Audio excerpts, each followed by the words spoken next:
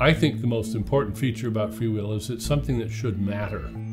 So the idea of free will that I think is most important is the one that grounds moral responsibility.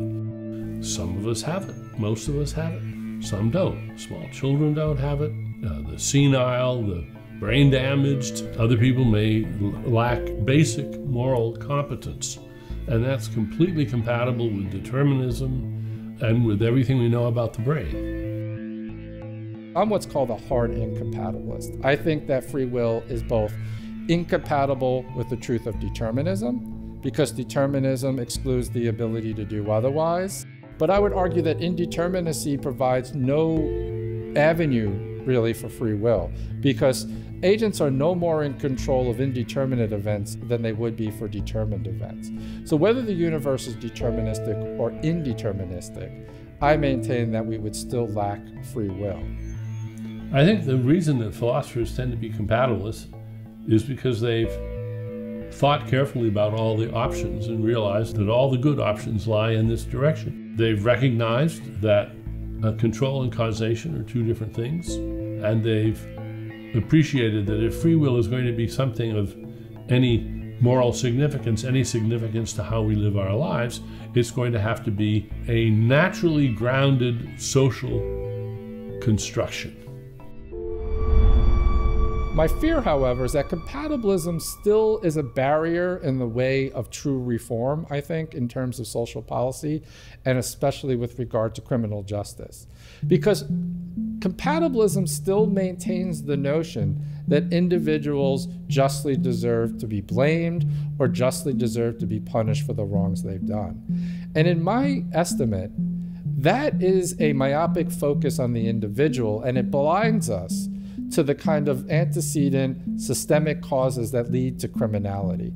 A common theme among free will skeptics is to say that nobody ever deserves any punishment. And I say, well, what about red cards in soccer or penalty boxes in hockey or flagrant fouls in basketball? Are we going to get rid of all of that?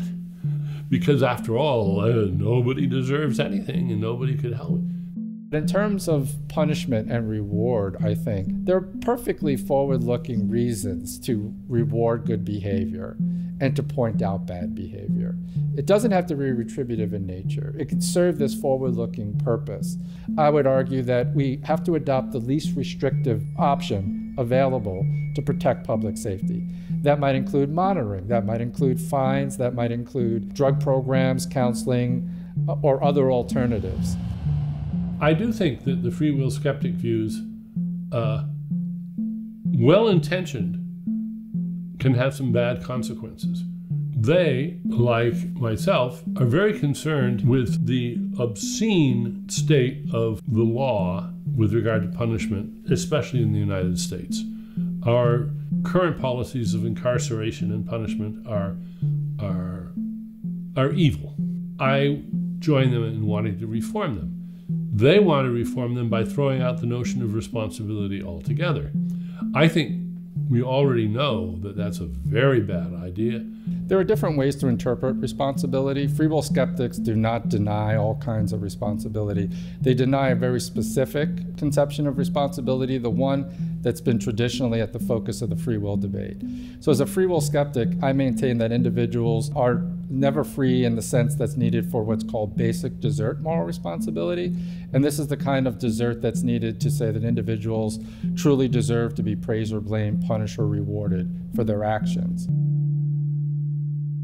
Some people want to define a concept of basic desert. What for? There's no need to have a concept of basic desert if you have a concept of good enough practical desert. I compare that to being a basic mammal. A basic mammal and a mammal for a mother. Well, unless there have been an infinity of mammals, that means that there aren't any mammals.